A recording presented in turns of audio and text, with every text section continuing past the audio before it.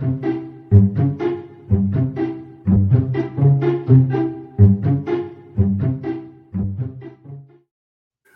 to Heroes and Droids, your guide to movies and TV shows about superheroes, sci-fi, Disney, and action, from Marvel to DC, from Star Wars to Star Trek, from James Bond to the Fast and the Furious. We will review theatrical films and streaming delights you care about most. This week we are reviewing Eternals from Marvel Studios and Disney. Oh boy. Well, let me introduce the crew to you before we get into our review, starting off with podcasting rockstar and international cosplay queen, Vanessa. Vanessa, how you doing? Excellent. Yes. Very, very Thena of you. Yes? Yes. I might just go crazy, so be careful. I've seen that, and it's got to watch out. All right. Don't Also cross joining Vanessa. No, don't do it. Also joining us is award-winning filmmaker, Christopher G. Moore. How you doing, sir? Pew, pew, pew, pew. I'm doing okay. Oh, that's all kinds of awesome, sir. I really enjoyed that. I mean, Thank you. I made fun of that in the trailers, but now it kind of makes sense when you see the film. So Yeah. that pew pew pew. Yep. He's a gunslinger. All right. No, he's not. All right. We are going to review Eternals. What we're going to do is start off giving our first impressions.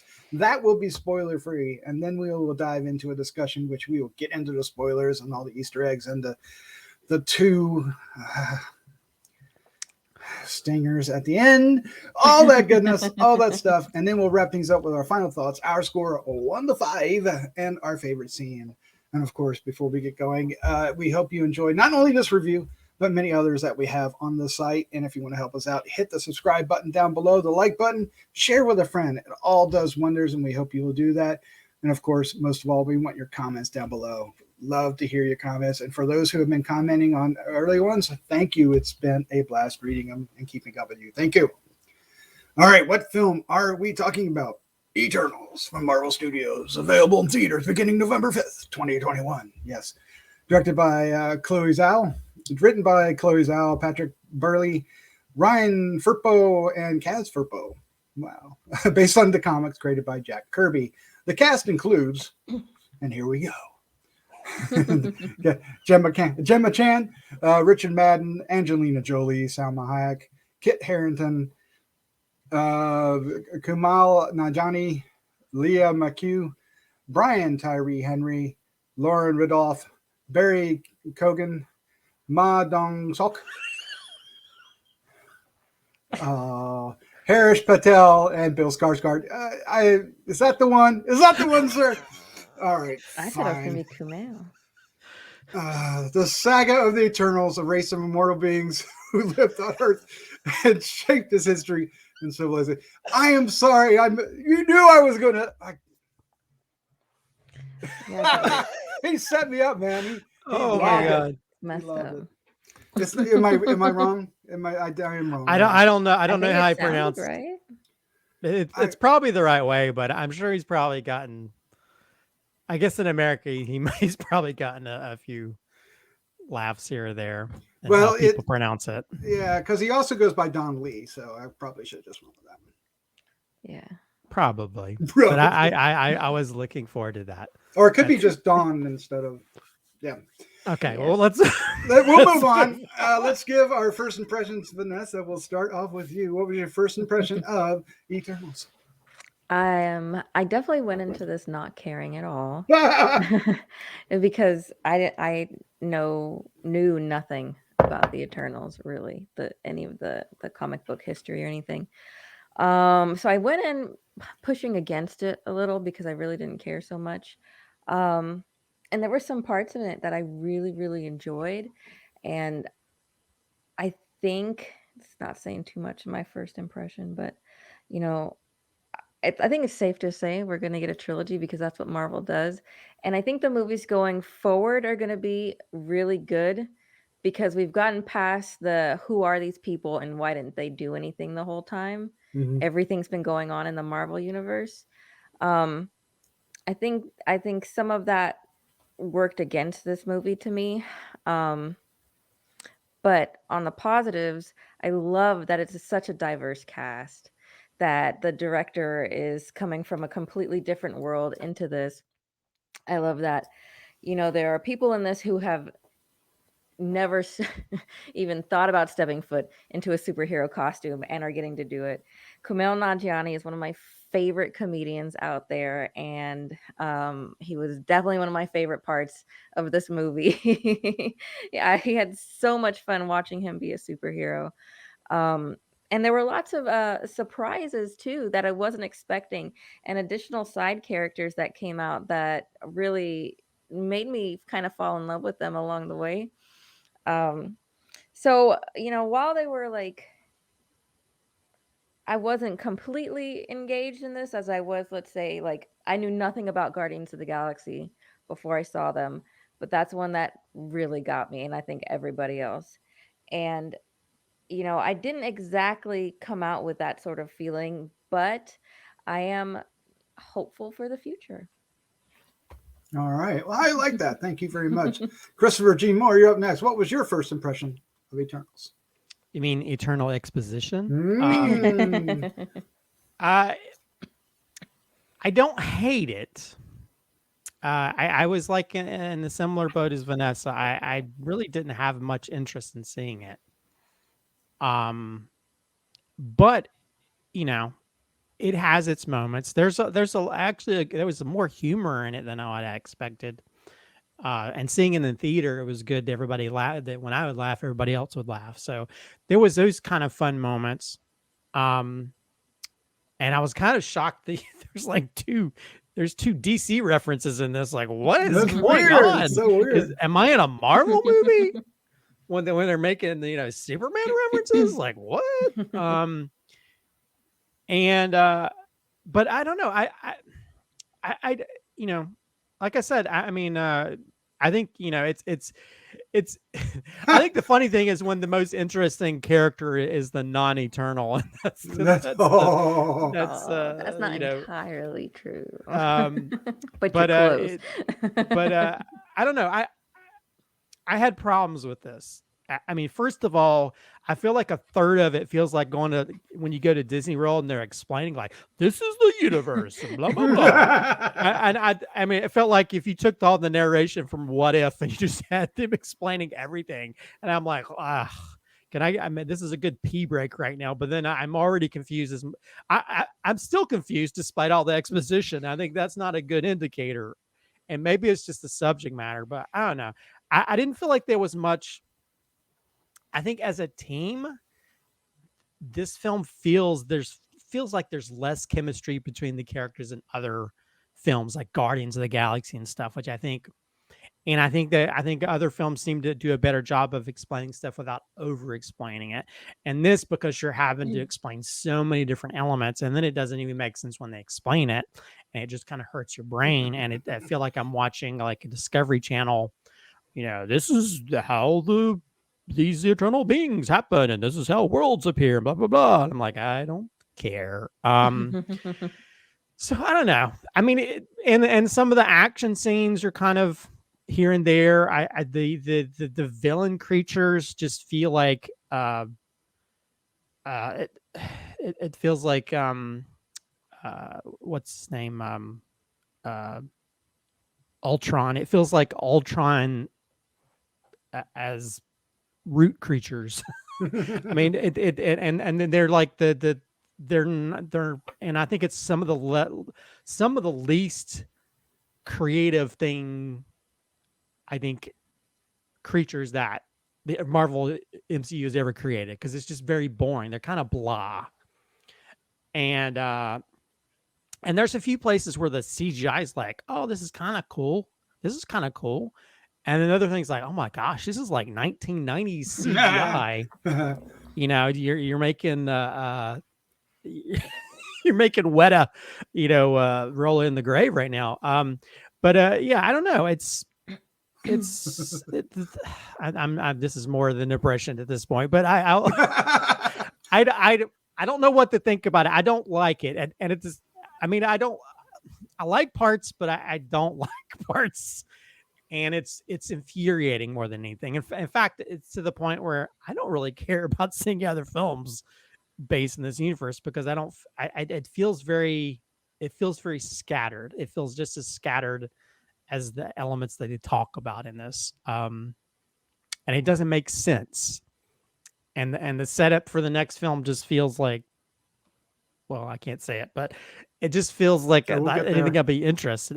The sad part is the most interesting element of the whole film to me was the second stinger, which sets up a character that I'm more interested in seeing. Like a millisecond. In a millisecond, and that's sad that that's the more interesting. I don't know. It had interesting elements, but then it just made me feel like, oh, this is like a sci-fi version of Justice League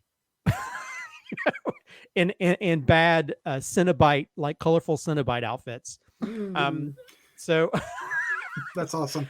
I don't know. But anyway, that's my long-winded extra exposition in first impression. I love it. All right, so I'm familiar with the Eternals. I enjoyed the Jack Kirby version somewhat, a lot more than non-Jack Kirby versions, because they kind of got, I don't know, they weren't quite as dynamic. Jack Kirby was a very unique artist, and his pencils just popped and jumped off the page. So there, and he's would come up with the craziest, wacky stuff. And this was basically what Chariot of the Gods in comic book form. You know, that's kind of, if you want to stretch that a little bit. So but they've never been my favorite characters. So I wasn't excited about this, but I was interested because the director just won an Academy Award, and people were talking about how beautiful the film was, you know, early on. And so I liked the Black Knight, so I wanted to see what Kit Harington was going to bring to that character, which is very little. The small spoiler, sorry. So there were elements that I wanted to see, and in the end, I was entertained. I don't think this is going to be one I'll ever seek out to watch again. It's just not. It's not that exciting. There are elements in it that are exquisite. There is some great scenery. There's great shots, but then there's some clumsy shots too, especially with the action. But like the Celestials look awesome. Still confused about the Celestials in this particular in the MCU, but the interaction with them is far more than we've gotten before, and so that was the most interesting part for me. We'll get into that later, but in the end, I was entertained, but only entertained. So I wasn't really enamored with the film. I wasn't really, excited about jumping into this group of characters again. Where they end up could have been fine if they stopped it right before a certain something happened. We'll get into that, and it would have been just fine, been a one and done. But no. There's a couple of these characters that I imagine we'll see in other movies. I doubt if we'll see all of them. Cersei and Gilgamesh were Avengers at one point. Of course, only one of them, but we'll get into that. Can actually be a part of the Avengers now. And then there's some really strange twists and really odd decisions certain characters do. So I don't know. I want to like it more than I do. And I'm with Christopher. I don't hate it. And I was entertained. But that's about it. I wasn't astonished. And I should have been. This should have blown your mind. It should have been so, wow, that was so cool. And it's not. It's kind of like, oh, okay. It definitely had some pitfalls, but I think for nothing else, after having seen it, and then I've also watched some videos on YouTube about them and about how they could potentially tie into the MCU and everything. And, it seems like such a springboard to other things. And I will accept anything that gets us to the Fantastic Four. Yes. So whatever springboard is needed, whatever pathways we have to get there to get to the Fantastic Four, I will gladly accept. So spoilers, there's a lot of mention of cosmic rays and energy in this movie. Yes, so yes.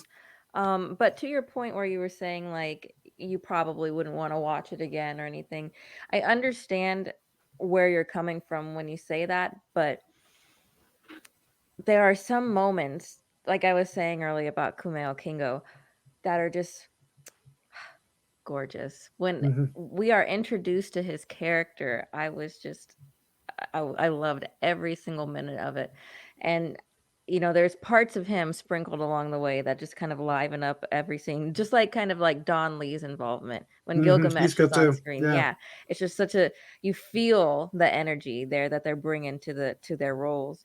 Um, and then some choices are made later on concerning both those characters that don't feel very satisfying. Mm-mm. Especially with Kingo. Are we going spoilers? Or are we We trying are to full stay a spoilers. little? We are Okay. full spoilers. Well, Kingo, and I'm jumping ahead to the end, but focusing on his character, him not being involved in that final battle felt really, really weird. Yeah. It just, yeah, like they just Yeah. were like, you know what, we don't want to deal with your powers and like what you're going to bring to the fight here. So you just go back home and we'll let everybody else take care of it. And that just felt it didn't feel right because he was the prominent member of the group talking about family. We're Hmm. family. We do this together, right or wrong or whatever. We're together, and to not have him in that really, really bugged me a lot. And also like I was so excited to see Salma Hayek in this movie. I know. I was too. So excited, and I understand as a story why that happened, but to take her out of the movie so early and just have her in flashbacks and have her no longer be a part of any of this, for the probably is was really disappointing. And when we found out she was dead, at that moment, it kind of like turned down the movie a little bit for me. Hmm. So I really did have to work against that the whole time. Yeah, there are some confusing characters too. Like the whole thing with Sprite is a little. What are you really trying to do here? It's a It's little weird. It's not handled appropriate. Yeah, But right. other Yeah. right, but other characters are really good. Fastos is an amazing character. well, I think Should have to had more me, Fastos. well, Yes. Fastos is probably the one thing that I enjoyed.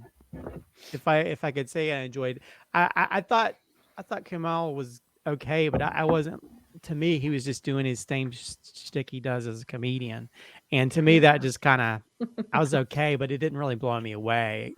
In fact, it got a little bit annoying after a while. I just felt like he was doing that too much, but and then he kind of disappears too. Um, but I think Brian, the fast most. I mean, I actually got teary eyed during the scene when him and his man or whatever and their kid, and to know this is a Marvel film and this is a normal family they're showing in a Marvel film. I was like, this is amazing. I mean, and it Hmm. just it and and you see these type of stories and in any of these stories and you're like, oh, that's cute or whatever. But that just felt so natural and beautiful. Felt real. It felt It like a did. Yeah. real It felt moment. For authentic. for the Yeah. first time it felt Yeah. real Yeah. and something that Marvel has sort of wanted to imply instead of actually coming out and say things like, "Oh, this character's supposedly gay," but they don't come out and say it because they're, because this film's already getting sort of blocked by certain countries because of the gay couple. So, but I And just thought well, that, can we touch on that just real? I'm really impressed that Marvel won't cut the scene well, and and will I rather and I not show think, it than cut it. I like yeah, it. and it's Yeah. like which is also unique to Marvel. Yeah, they give in. Yeah. Because if it's certain things that, because they already sort of do that with certain countries, just with certain characters or Chinese elements or whatever. They've had Sometimes trouble with China. they've Yeah. had trouble with that. So it is kind of weird that they, and great that they held their ground on that, because Hmm. to me it's a very important part of the film. And Yeah. and it's sad that it has to be so groundbreaking, but at the same time it feels more natural than the normal couples we've seen before, the normal Hmm. heteronormative type stuff we've seen. I think um it feels groundbreaking because the way that Chloe Zhao, where she's coming from, it was just portrayed in such a real, raw, honest way that you don't. It almost felt outside of the rest of the movie, right? because it felt so like, I don't know, better Well, than this movie. yeah, and they set it up real well because he was the one most affected by the human race, and actually, said he wanted to have nothing to do with it, and then he finds that one special thing that's changed his whole mind about it. So it had some gravitas, it had some meaning, it had some emotion behind it, and the rest of the film needed that. Everybody else kind of liked that. What Kringo kind of had that because he made in a different way, because he had kind of embraced the entertainment industry, and he had his grandfather, and he was all him, right? And it's all that's my grandfather, my great grandfather, that's my it's him all along, which is really interesting. Like how do you do that and not get caught? So well, that the logic that doesn't make sense because of it doesn't make sense. But it'd be kind of hard to keep. Yeah, I was like, I need to turn my brain off. It makes a little bit of sense in the Bollywood history because there are families that have a lineage, like many, many, many years down, a lineage of actors, like Bollywood actors. So it's kind of like poking fun at that a little bit, I think, by doing that. Yeah, there's a lot more Barrymores over there than there are here. Right. Yeah, I don't know. But it is kind of interesting how you have these individual things that have their family units, but yet this team, to me, doesn't feel like a real family per se, and to me, there's not as much chemistry as what you would normally have in these kind of superhero teams. Although there was a couple of times where I rolled my eyes because I felt like every time they showed up, they all had to do this lineup thing. It's like, okay, we get it. You're superheroes. Do you think that them being robots has anything to do with that? With them being synthetic creatures? Like they've kind of had to learn these emotions, right? Along with humans. So do you think, and this is me having seen it a week ago, right? And having time to have thought about that, because when watching the movie, I felt the same way. I was like, these people are flat. They're emotionless. They don't really feel like they care about each other. I feel like they're calling it in. But then when you find out that, well, they're not actually human, they're just these synthetic creatures that have had their minds erased over and over and over and over again until a celestial was born. So I wonder if that's what they're trying to get across with that kind of like weird, I think you're on non-kinetic acting. Well, it might be right? better. I think you're onto something, but I don't think it was consistent enough, right? Because it's all over the place. Some people don't do it at all, and then you have Fastos, which is all in, and it just needed a little bit more oomph to it, a little. Well, yeah, because it's how like did this happen kind of thing. Well, and like compare their dinner scene to the post Avengers scene where they're all eating together. Right. I never saw any kind of real connections with some of these characters. And I don't know if it's maybe just there's not enough, even if they're playing that, you still have to have a personality, whether it's a robot person. I mean, it's like, C-3PO is not not a human, but he still has a personality around, himself. And so, I don't know. I didn't. Yeah, there's like I never really saw that connection to where I felt either strife or issues. And you'd have certain personalities like your Salma Hayek, or even the guy who played Gilgamesh. Yeah, Gilgamesh was Gilgamesh. I just wanted to see more of him. I wanted to see more of these that had more of a personality. And then the other people I really didn't care as much about. And then you had the weird sprite girl, which is there's this weird thing of this young girl being thousands of years old. Said it really well. They did not handle that in the best way although possible. I didn't notice that was the little girl from the lodge. Oh, wow. You remember the lodge? Yeah. I didn't realize it was her. I realized I'd seen her somewhere before, but that was kind of weird. And then you bring Kit Harington into it, and he's like more like a side character. Two Starks in one movie. It was so funny. This is totally off topic, but when he's like, I found some things out about my family, I was like, oh, did you, Jon Snow? Did you find something out about your family? They're going to tie that into the Marvel universe. That's so funny. Nothing. I don't know. did you guys? I mean, did you guys like Gemma Chan as Cersei? I don't know. I did. I liked her. It would have been better if there was less others and more her. There was too many. I think you just get down to it. They were trying to do too much, and I did like her, but there was just like, I remember thinking at the end, like, I don't care what happens next. I don't care. But again, after giving it time to think about it, thinking what a second movie could be now with what we've got to work with, gets me more excited for what they can do with the property. But after walking out of the theater initially, I was like, she's not a character that I feel a lot of people will have connected with along the way. And she doesn't have any chemistry with Kit Harington. That's unfortunate. There's like, why are you two together? But is it because they're robots? Is it but there's no sparks. There's no spark between them. I don't know. Well, but even he comes off kind of flat towards her, and I don't know. There's brothers and sisters that have more chemistry than those two, and yeah, it's although I can't remember his name, but the guy that played like the mind stealer guy. I hated that guy. I thought he was. What was his character's name? Droog. He was Druig. Weird. Yeah.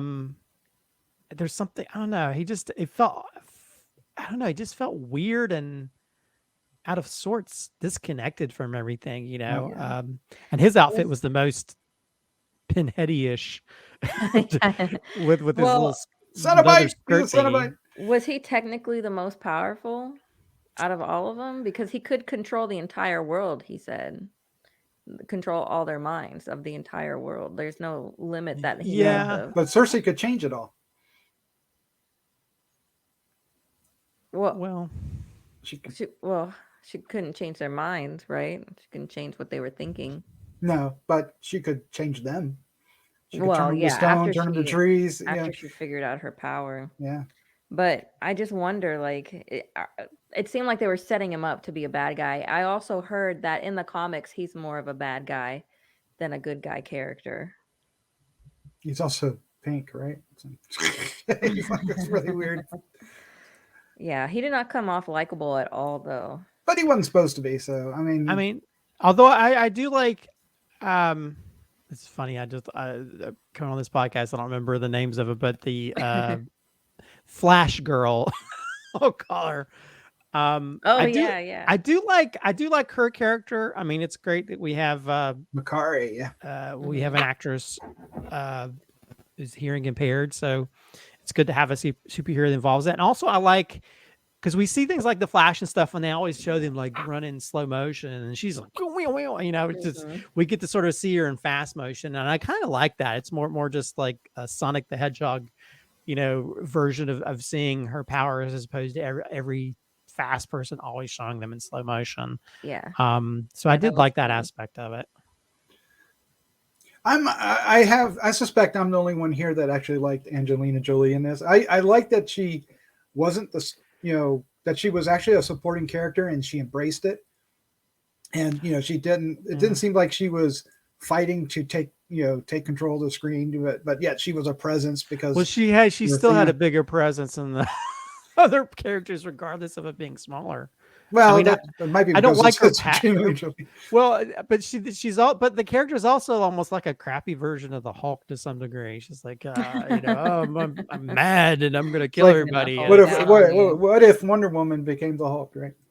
Yeah. Well, basically, yeah, where she can just make weapons appear, and I mean, which were cool, which is cool, and she's badass in certain parts when they're fighting and stuff. But I found the whole thing with her losing track of what she was very confusing and and again, tiresome after a while. I feel like this film gave me the superpower of being confused what the hell's going on, because I feel like I don't.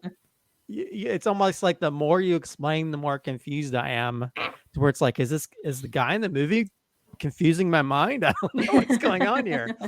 Druig is messing with your mind. Although I will say that I do like the visuals at the very end involving her fighting and stuff. I mean, some of the stuff works out really cool with that, especially when Sprite makes all the different illusions of all the volcanoes and the hands and stuff. I mean, that thing of like the head and the hand coming out of the water is pretty cool. Although that did look great. Although I was telling Doc, I was like, I'm not sure the Earth would be so okay. I don't think it would at all. Something broke out of the core, which we're already screwed. I think the Earth would kind of explode regardless if they fall out of orbit or something. It just doesn't seem like it would work that way. Yeah, it was turned into like a wobble. I think there would have been like a tsunami on that little island. No kidding. Yeah. No kidding. It looked cool, though. It did look cool, but I was rolling my eyes. I was like, this is superhero logic right here. This is not. I hate it and loved it all at the same time. It was terrible. I did like it when the other one, whose name I can't remember, I'm not going to try, but the big red one would show up. I thought that one's Aramesh, something. Yeah, like Aramesh. Yeah, I think that's it. But I thought he looked very imposing. That was it felt that way when you were watching it on the screen, because the way that they lined it up on there, it did. And so did the one coming out of the earth. They managed to make it feel like that part was scary, or instilled a little fear in you as you're watching it and thinking like, what if things this big did exist? Although I feel like they're just big ass action figures. They're just like, they just talk and they're just standing there. I just like, do they move? What is going on here? Are they just totally stuck like that? I don't know. I just felt like it's like big. They just have slow movements because they're so big, right? Yeah, and then the one deviant we need to talk about, Crow, the one that evolves when it starts stealing the powers, was voiced by Bill Skarsgård. Yeah, Pennywise. Yeah. It's surprised one of the eyes was a little wonky. Yeah. I know. Our little. Wow, that's nice. But the character didn't seem like it really needed to be there. It just, I don't know. Or it needed to be there faster, and we needed the more conscious version to interact with our Eternals. Very much sooner. Yeah. That would have been better. Yeah. Yeah. But all the deviants as a overall were not that great. They were just. Yeah, it was like very, very uninspired creatures. And then like when the one creature becomes more evolved, it's just Ultron, basically, So I feel like that's when it falls back into the old school MCU playbook of normality of how they play the stuff out, I don't know. And then like now I'm kind of worried, is the next film is it MCU court? Is that what it is? Is it Space Court? Daredevil will show up in a space outfit when he's not in the new. Okay, I do want to. Yes, I do want that, but he doesn't need to show up in space. Well, let's talk about one more thing before we get to the stingers, or should we? Yeah, let's do it. What about the twist with Icarus? Icarus, yes. Icarus. I've always pronounced his name wrong forever. Okay, I'll go first. I didn't expect that. I didn't expect that twist. I saw a lot of the other things coming along the way, but I really didn't think he was going to be the one to turn on everyone. I was leaning more towards maybe Druig or something, messing it up, or even Kingo when he was talking differently, but I really did not think that was going to happen. Do you think it added to the story, or did it created conflict? Right? It sure did. Yeah. Yeah. I would have appreciated it more, maybe had he been a part of the team still. Well, and I think it's one of the situations where we just see them as a team, so we don't even see the relationships, any kind of relationship develop. It's like we've showed up thousands of years later, and we're supposed to understand there's some kind of relationship. So then it doesn't even make sense why he would turn, because we haven't really had enough time to understand how these people are connected, or why he would do what he did, and and they never really explained why he left her for a year either, right? He found out this stuff, but it still kind of left it like he never really got an explanation or anything. And then there was that awkward sex scene. That was awkward, right? Yes. Well, it For a was Marvel awkward. movie. I was like, he's going to get some sand rash in some just places you was don't want to get sand a rash. little unnecessary, a little too long, lingered a little too long for a Marvel. Well, that MC was movie. proud of that. It's their first sex scene, and I'm like, to me, this is the one time it's like, No. it's kind of not needed. Yeah, I more know. time- What they need. You know, Right. I mean, just Right? show them Spend more going time in on a the tent. family. Yeah, you I want know? to see more of Festus and his family than I do that. Yeah, I mean, I to me, it's like, you know, and I'm the first, like, hey, you know, let's shoot a little bit of sex and skin, but no, But it was not well placed. No, and he No, didn't. It felt no. awkward and weird. And To me, it was just that could have been something could have reduced it from its 2.5 hour screen time, you know, to something shorter because it wasn't really needed. And they're synthetic or robots. Why are they even doing it? It doesn't. Yeah, because I mean, you the thing is, you show that they had this connection, but then he's so easily to screw people over. Yeah. By the end of it, so yeah, it's like that didn't make much sense. to me, it seems yeah. So I don't know. I think that's the problem. There's a problem. Let's dive into the stingers. Stinger 1 is our third of the crew. Eternals head out to space to find other Eternals, and they get boarded out in space by 2 new characters, Pip the Troll and Star Fox, also known as Eros. Pip the Troll is fully CGI, which is fine. They missed their chance. CGI. It was bad, but I didn't care. I was so happy to see. I love Pip the Troll, and then Harry Styles. I did not know he was even involved, or this character was going to show up. Not one of my favorite characters at all, but it is important because he's Thanos' brother, and then and Pip the Troll is a character that it has a lot to do with Warlock, Adam Warlock, which is a character that's coming in Guardians 3. So it's going to be interesting. But they missed casting Pip the Troll, but I understand why that didn't happen at the same time. It's a little too on the nose. But the voice they got it worked.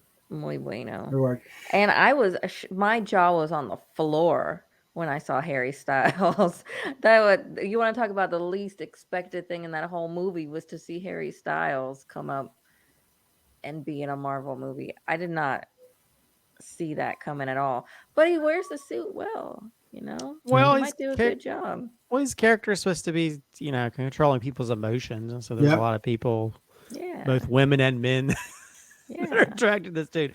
And that you know whose decision that was to that idea, right? No, Chloé Zhao. Oh, okay. Good for her. Love it. Yeah, she actually told Marvel, that "This is the person this is what I want in this scene, and I want this person to play Heroes." I'm 100% satisfied and happy with him playing this character. I don't know who else would do it. Never even thought about it. Never even thought about this character making it, but it'll be interesting to see what they do with that character. Wow. I have no idea who these characters are. He was an Avenger too for a while. I was like, I don't know. What is this? Is this a 1990s video game ad that just showed up in the middle of these credits? Yeah. What is happening? But I'm excited to see where those characters go, but I'm not really sure I want to see it in Turtles 2. I think we're going to get it in a little bit in the Guardians 2 or 3. Because Adam Warlock is coming. Who did they casted Adam Warlock? Who did they do it? I forget. I'll have to remind myself. This is I can't remember the kid. Because it doesn't. Yeah, because it doesn't. Oh, it's yes, I know who it is. He doesn't fit that character at all, which is why I can't remember his name. But anyway, let's go to the second. Well, actually, if you look at him now, he fits him perfectly. Oh, does he? He's been bulking up and everything. Yeah. Okay. Oh, yeah. I'll wait and see. Yeah, that guy. None of us can remember his name. A couple years from now, we will. I'm sure. All right. The second stinger, of course, is Kit Harington as Dane Whitman. We know, if you know who Dane Whitman is with the Black Knight, you know his history is all this crazy stuff. And of course, they even talk about somebody has the sword, and then there's another sword. There's the ebony sword, and then there's Excalibur. They show both the swords in this movie, and he goes to reach for it, and he's real timid about it. And then we hear a voice, and the voice says, are you ready to do this? And that's it. He turns around, poof, cut. I did not recognize the voice. I had to look it up and find it to figure out who it was. But I'm going to turn this over to Christopher because he's thrilled about this. Yes? Well, it's Blade. It's Blade. It's Oh, Blade. is that what? Yes, it's Blade. That's the guy who's playing the Blade in the new Blade in the MCU. So they're gonna tie. Okay. Because I think him and what is it? Is it Black Knight? Is that the name of the character? Black Knight. Yeah. I think supposedly him in the comics were part of some kind of supernatural group at one point. But yeah, to me that's like we finally get a little tease. I mean, it doesn't really do anything, but to me, it's like I'm more interested. Ooh, I want to see what happens to Blade in this uniform. So that's more interesting to me than all the sort of like floaty, big ass action figures in the sky. Speaking of that, to interrupt you, this is all leading to Galactus, right? That's what this kind of bigger celestial and Eternals and ego and all that. He can swim around in this a little bit. And there's Eternity. There's all kinds of characters that can start showing up. We don't need any big ass space gods. Planet eaters. Just stop. Let's make smaller stories, okay? We've already done our feel. They're blowing it up. We don't need beings that can eat whole universes in one bite. Like.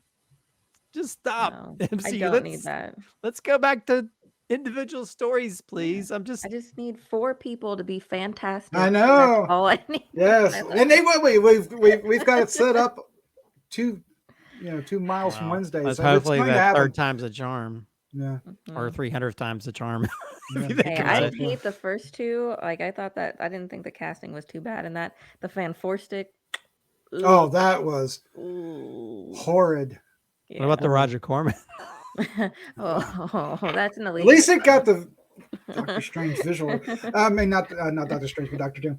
Doctor Doom needs to be in the MCU. Well, then they need to do Doctor Doom right. Yes, and it has to be. He has to be hackneyed hacker. We need an actual. No. He needs to be regal. He needs to be the king of his own kingdom. He needs to have the green cape and be in that badass suit too. And if Mandalorian can do it, so can Doctor Doom. Yes, very much do so. it. I love Doctor Doom. I when I was a teenager, I drew a Marvel page with his face and stuff. I still have some old. I love Doctor Doom, but nobody's ever really done him right, and he deserves to be done right. Yes. Yeah. This next one's got to be great. All right. Well, let's go ahead and wrap this up with our final thoughts. Our score 1 to 5, and our favorite scene. Vanessa, you are up first. Well, I think we've been pretty thorough throughout our review. I think we have. How we feel about it. It wasn't the most fun Marvel movie. It had a lot of fun parts. I would definitely give it a rewatch and maybe scrutinize it a little more to see what little things are dropping in there for future movies. But it just felt a little. It felt in line with the Marvel recipe, but the flavor just wasn't there. There was just a little something missing, and there were some characters that I really, really wanted to see more, really loved that we're not going to see anymore, and that was kind of disappointing. So I don't know. After everything that we've kind of talked about and said, I don't feel too different from how I felt before. I'm still hopeful for the future. I really think that an Eternals 2 could be a really fun, good movie. I think there could be a lot more engaging than this one was. And sometimes that just has to happen. Sometimes you have to have a Thor 2. Sometimes you have to have an Iron Man 3. Sometimes the not so great one has to be in there for all the other great ones to work around it. So I can forgive it for that. I didn't hate it so much where I think it's like bringing down the MCU or anything that terrible. And it may have annoyed Chris, but I just love me some Kingo, man. I need more of that. He said he's making a trilogy. We need to see the rest. So with that, I'm gonna give this one A 2.75. Okay. I think that's pretty fair. Not too low, not too high. And my favorite scene is definitely Kingo's Bollywood introduction. Oh, that was so I much was fun. rolling. I was just about to get up and go to the bathroom, and I saw that it start, and I was like, no, let me sit back down because I know I'm gonna want to see this. And I just loved it, and I loved his valet, the relationship that they had, and his grounding, him being the grounding character for humans, right? Mhm. You know, being the one to say, you know, thank you for all that you've done for us. Thank you for caring about us. Like, thank you for trying to save us at this point. Now that what you know, like, and him always having his camera. Just he was just such a fun, endearing character. So you had little moments like that sprinkled in here that kind of saved it along the way. Yeah, I agree with that. Very good. Christopher, you're up next, sir. Your final thoughts, your score, and favorite scene? So yeah, Eternals. It's a thing. Well, it's a thing. They tried something different. It worked good in parts, didn't work so well in other parts. I mean, there's some really beautiful shots in this. There's some really beautiful cinematography when it comes to these huge sort of epic shots. And then there's other shots that are feel like romantic comedy from the 1990s. So it's like it goes between, and then the CGI is kind of very spotty. It's like 1 minute, oh, this is a really cool shot.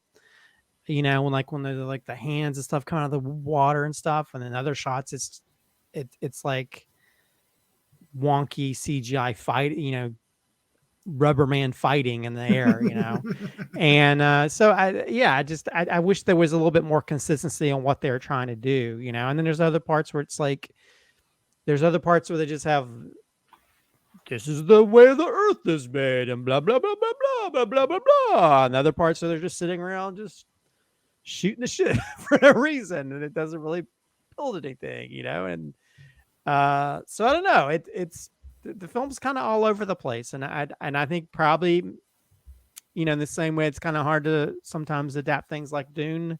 Maybe the Eternals thing is something that's very hard to adapt. Maybe this was meant more as a mini series to sort of be able to sort of fulfill it, but I don't know, I just didn't feel like it's kind of interesting that these Eternals were made through things like chemistry, and there's no real chemistry between these characters, at least a good bit of them.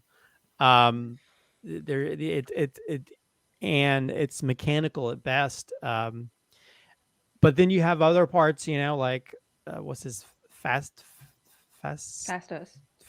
I mean, I love the family aspect of it. It's one of the most beautiful parts of this film, and literally it made me a little teary-eyed because I thought it was beautiful. Mm-hmm. It was like this beautiful hallmark of moments, to where you feel like this feels like a real family, as opposed to just we create this family in this movie. Mm-hmm. So I don't know. Again, I don't hate it. I laughed several parts throughout the film. There's a lot of funny bits involving his what's his name, the actor, comedian guy, his sidekick dude. Oh, Kingo's valet. Yeah, his valet dude, which is, I just thought that was kind of funny, where he's just like this. he's just going with them wherever they're going, and he's always commenting. And I think there's setting a funny up shots. Yeah, there's that funny bit where the guy controls them and he throws the camera against the wall, and then he keeps bringing out cameras and Sprite's like, where are you bring these cameras from? So I did like some of those bits that made me laugh.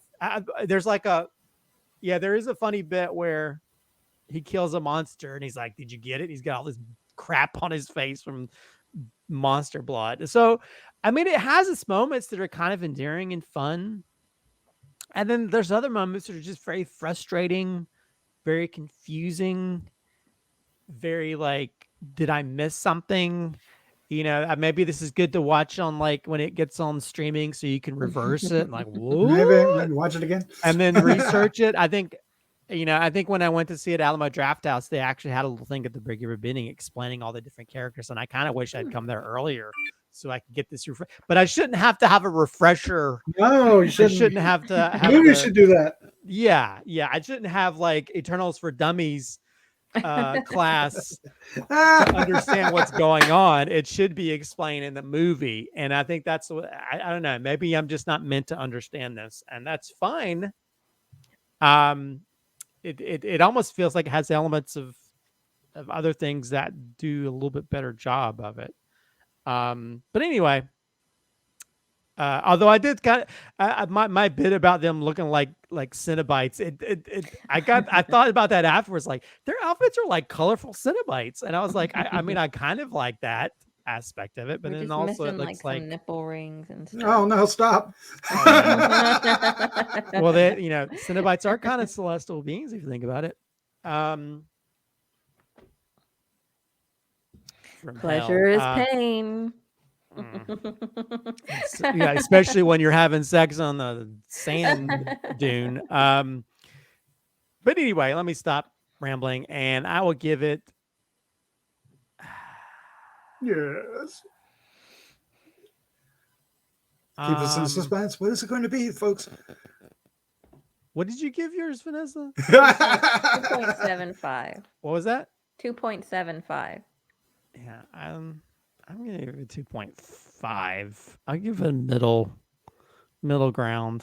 I think that's generous of you. Yeah. It's more generous, but like I said, I've seen some crappy superhero films that don't have anything, and this has potential, and it does have good things. It does have a few good characters that they kind of don't focus on as much, and I kind of wish they had. Like Gilgamesh, I loved his character, like that part where he finds out Iraq's dead, and he's like, he tears that thing open. Yeah. His pie he just made. Or He's got the kiss the cook thing. Spit liquor that he was God. It's spit liquor. Yeah, oh there's my like God. this film is so weird. There's these weird elements. It's like, is this from the comics? Oh my god! Did somebody had an acid trip when they wrote this, or is this actually? Yeah, I don't know. There's a weirdness about it. There's I don't know. Anyway, let me stop rambling again. Because I ramble a lot. Favorite scene. You gotta pick one. You just said 3 or 4 that you could pick. Yeah, there's some good looking scenes. It's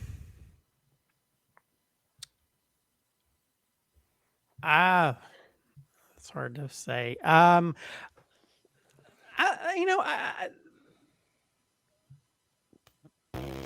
guessing it's going to have something to do with festivals. I'm going to say the family scene. Okay. It's probably the non-hero worthy scene, because it's a heroic in some ways. It's heroic for the MCU to do this, but I don't know, that's a scene that impacted me the most, more than any of the people beating up weird root monsters or huge big ass hands coming out of the core of the earth.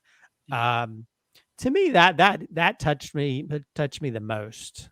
That almost like that little celestial hand came out and it's like, ooh, I'm going to touch your heart. So I did like that. I'll say that, because I think that's the thing that I came away thinking about most, that made me all warm and fuzzy.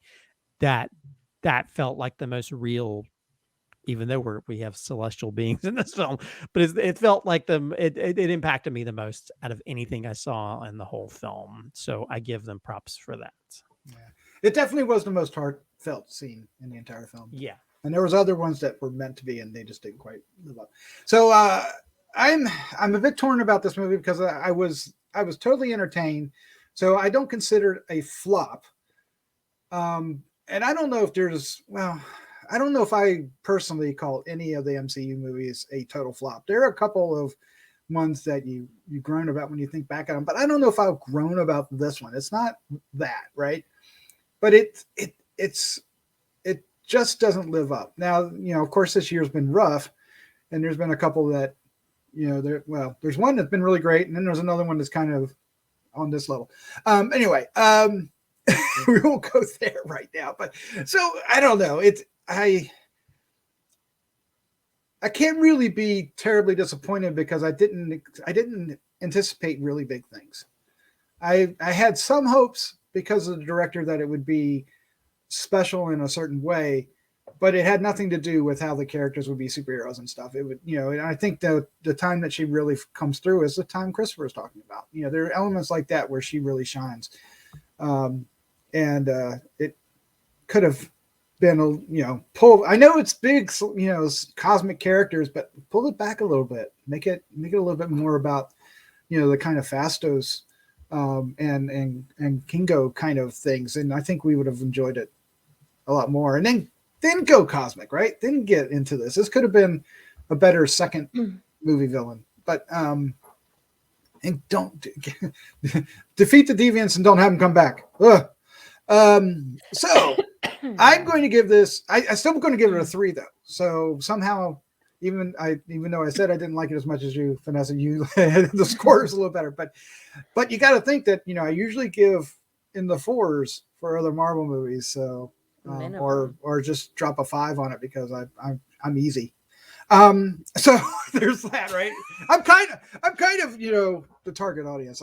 You were the one that was. You were the only one that was really excited to see this out of all of us. That's true. I'm glad I saw it. I'm glad I saw it now. So my favorite scene. Okay, it's going to be kind of tough because there's so many weird little scenes that are very cool and very interesting, but they're not necessarily something that would be a favorite scene, right? I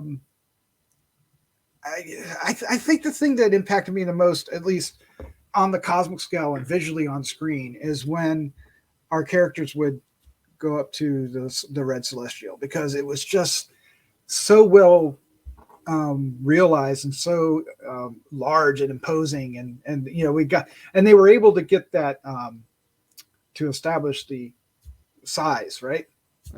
With having our characters show up and you're in front of them. So they're really huge. And I don't know, it that boomed when it showed up on Earth again and stuff like that. So I really enjoyed that character moment. Even though I said that the film would be better if it didn't have that. But it still was kind of neat. Yeah, I'll go with that. Yeah. But there's a long history of Celestials being a part of Marvel universe that feed that, the awe that I get out of it because I'm a Marvel zombie. Big ass action figures. Yeah, they are. Well, the one place in Guardians of the Galaxy is a big celestial head. Yeah, nowhere. It's a big celestial head from one that has died. So. Oh, that's. That's sad when the most entertaining Celestial is the beheaded one. Ah! All right. Well, there you go. That's our review. All 60 minutes of it, of the Eternals. We hope you enjoyed it. Next up in the Marvel universe is going to be Spider-Man: No Way Home. I'm really excited for that. And to circle back around to the China conversation, it will be the first MCU film that's in the phase 4 thus far, out of the 4 films that will have come out, that will make it to China. Black Widow, Shang-Chi, Eternals did not go to China. No, I forget what happened. Something happened and they pulled it. I think it was somebody said something, or there was some kind of if any actors say anything out of sorts, they're like, nope. Yeah. So, but so it'll be the first one, and Spider-Man's kind of they're going to want that because everybody's going to want to see Spider-Man. So, but anyway, Vanessa, Christopher, thank you for joining me. This was a lot of fun. Oh yeah, it's always fun. Let's say good night. Good night. Was Thanos right? Oh, we'll never know. Good night. No.